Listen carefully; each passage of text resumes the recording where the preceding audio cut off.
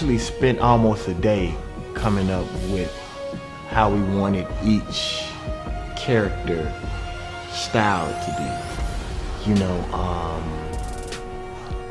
Lisa's style was more cat-like but real vicious, almost thinking about a lioness protecting her cub, like, but very aggressive. Fight sequences and the choreography were all put together by Sifu Walker and Gus Williams, who was the stunt coordinator. And you know, basically my style was sloppy because he didn't really know what was going on. You know, Lisa was possessed. You know, you got to think about it. There's something going on with your arm is warm, your girlfriend is possessed, and police lights and water, you just fell off the house. Like, what she's talking to you, she's calling you a cat, and who is a cat? Did she just sleep with a cat? Who's a cat? You know, so for me, that showed me that there's so much that goes into every aspect. That's why you have to have people who are passionate about each aspect of your film, so it makes the overall product look wonderful.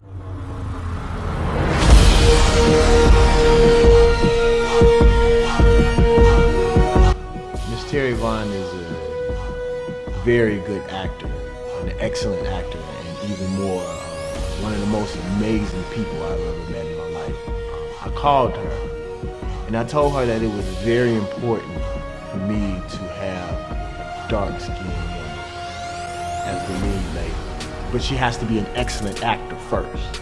And Terry Vaughn created the Green Room, which is a actual acting school and a place for a lot of young up-and-coming actors of all colors to have a place to know each other, meet with each other, practice with each other, you know.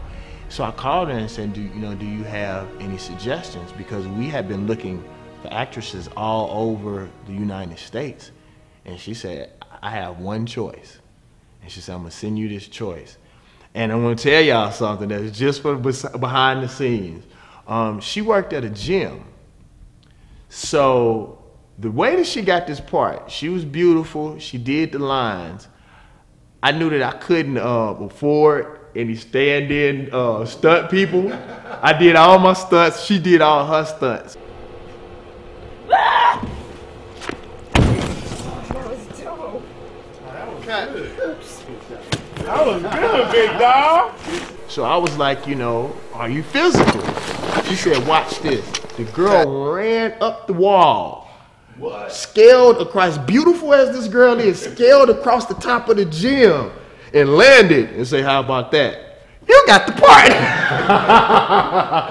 I'll never forget that. The initial audition was kind of like a meet and greet. He came to my job. I work at a gym, and we have a turf. He did a few backflips on it and was like, can you top that? I was like, no. I haven't flipped since like 12 years ago. So he had me to like do this ninja thing where I climb up on the ceiling bars and like swing back and forth and do some monkey bar type stuff, and he was just like, he wasn't really impressed by it. Actually, I was, because she did this. She jumped from one side, jumped back, and then jumped up and caught the rail. And I was like, that's our audition. One of the reading notes, okay, I like her. She, all right.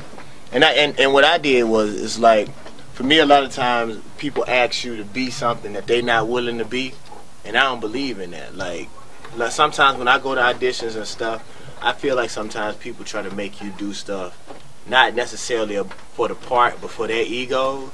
I don't believe that. I wouldn't ask nobody to do nothing that I wouldn't do myself. So I'm like, I'm showing proof. And then what that does is that takes your whole staff to another level. If as a leader, I'm not prepared, I don't have my lines, I'm late and sluggish, and everybody else is gonna be that way. But it was funny because somebody that's a potential investor came to the set, and it's like 40 degrees and we in the middle of the swimming pool, and he was like, I like that dude. He didn't know nothing about the movie.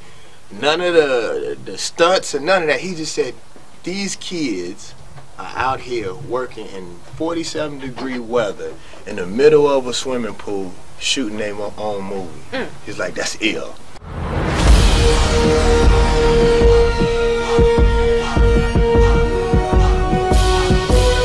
This story came from a project that me and Ninth Wonder done about 4 years ago that was called Death of a Pop Star. And I came up with this concept for a comic book that me and Ninth Wonder was supposed to do. We ended up investing so much money in putting the album out, the comic book never fully came into fruition, but we had done the mock-ups for the characters. The story was so dope, the story that was so dope that I came up with, I kept playing around with it in my head. I had, several of my mentors from all over the world to help assist us with this. And I tell people that all the time. When you see David Banner, I'm only the face. 9 times out of 10, there's a collection. It's a large collection to be able to be a voice for so many people who are, in a lot of cases, some people I can't even speak their names because of the jobs that they hold. Right. But they say, if you're willing to take on, this challenge, we will give you the information that you need to feed your people. With my music, with my movies, whatever I do, I always tell people that it has to be an amazing piece of work before I put anything into it. Like going into this film, he even said it, like when we met, he was like, I want to change the way people view black film. So when we go into that, as soon as we go into that already knowing that this is what we're shooting towards, it's going to automatically transpire as the audience is seeing it. I mean, little stuff that he would do. I don't know, y'all can cut this out if you want to, but he punches her out the water, but you don't realize when he punches her out, his fist goes up. Like Black Power. You know what I'm saying? Like little stuff like that. Catch that. Can I preach though? Amen. So little stuff. He has a Luke Cage a t-shirt on. You know what I'm saying? Black superhero, just little stuff like that that'll just, so this is gonna change the way people view it, and it's gonna change them without them even knowing it's changing them. That's what it is. Like, you don't know, we're not hitting them with it, trying to force them to, after they see it, they're like, wow.